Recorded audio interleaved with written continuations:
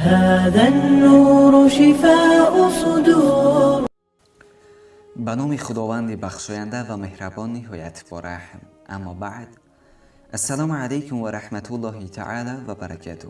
برادران و خواهران عزیز و پدران و مادران مهربان، موضوع امروزه ما: آیا از نعمتهای جنت خبر داری؟ بدون آن خانه‌ای که تو دربارش فکر میکردی و از عذابش هراس داری، آن خانه دوزخ بود. در برابر این خانه یک خانه دیگر نیز موجود است که با نام جنت، که نعمتهای فراوان دارد که یگام چشم این گونه نعمتها را ندیده است. در جنت زنهای با نامهای حورهای بهشتی موجود است که تنها به شوهرانشان نگاه میکنند و در عهدشان استوار میمانند. جنت مکان است که پیش از خلقیت آدم آفریده شده است.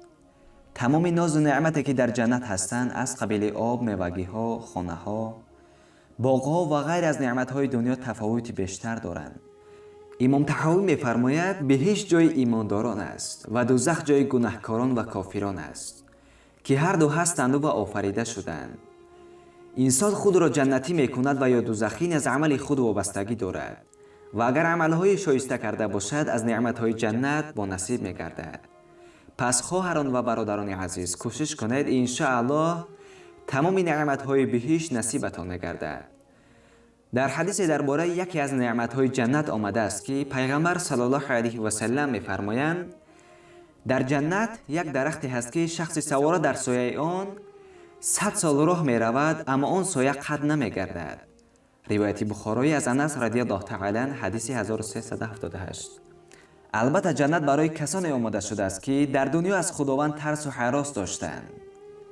جنت برای پسران دخترباز حرام است. حتی در حدیث پیغمبر صلی الله علیه و سلم آمده است که هر مردی که خودش را به دختر مانند میکند، در لعنت خداوند گرفتار است و هر دختری که خود را به پسر مانند میکند، پس در غضب خداوند گرفتار است.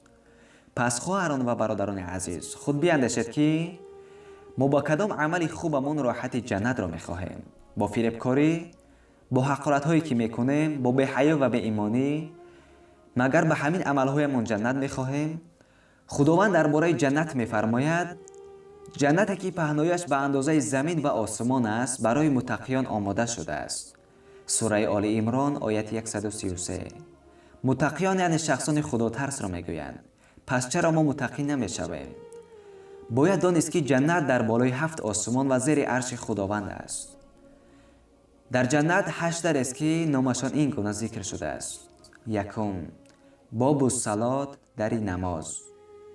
دوم، باب الجهاد، در جهاد. سوم، باب الصدقه، در صدقه. چهارم، باب الریان للصائمین، در برای روزداران با نام ریان.